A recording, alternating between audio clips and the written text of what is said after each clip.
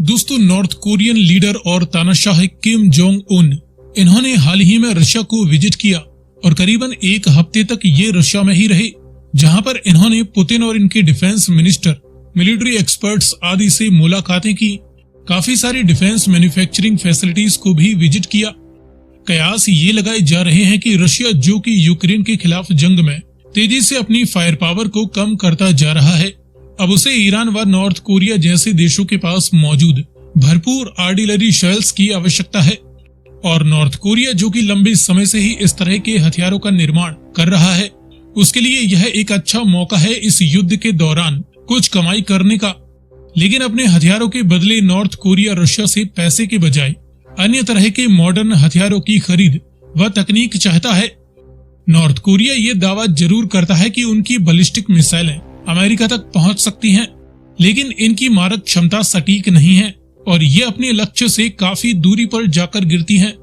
साथ ही इनके पास अपने डिफेंस और स्पाई सैटेलाइट्स सक्सेसफुली लॉन्च करने की भी काबिलियत नहीं है और इनकी एयरफोर्स में भी काफी सारे पुराने सोवियत समय के ही फाइटर जेट्स मौजूद हैं, जो कि यदि किसी और देश में होते तो अब तक रिटायर हो चुके होते।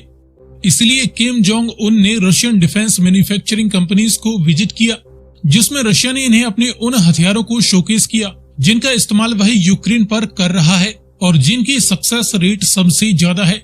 इसमें इनकी किंजल हाइपरसोनिक मिसाइल और इसे फायर करने वाली MiG-31 fighter jets, Tu-160, Tu-22 और Tu-160 जैसे सुपरसोनिक बॉम्बर जेट्स को एक्सप्लोर किया गया। इनके अलावा रशिया ने इन्हें अपनी कटिंग एज टेक्नोलॉजी से लैस सुखोई Su-35 व सुखोई Su-57 जैसे 5th generation stealth multi role most advance fighter jets को भी विजिट करवाया। इसके बाद इन्होंने कुछ नेवल फ्रिगेट्स व स्पेस सेंटर को भी विजिट किया। अब नॉर्थ कोरिया रशिया को हथियारों की सप्लाई कब और कैसे करेगा, इसको लेकर पूरी दुनिया की नजर इन पर टिकी है। लेकिन इसके बदले ये रशिया से उन एडवांस हथियारों को खरीद सकते हैं जिन्हें रशिया ने अब तक किसी और देश को सप्लाई नहीं किया है। और इस बात का डर अमेरिका व साउथ कोरिया जैसे देशों को अभी से सताने लगा है और इन्होंने नॉर्थ कोरिया को इसके गंभीर परिणाम भुगतने की धमकी देना भी शुरू कर दिया है।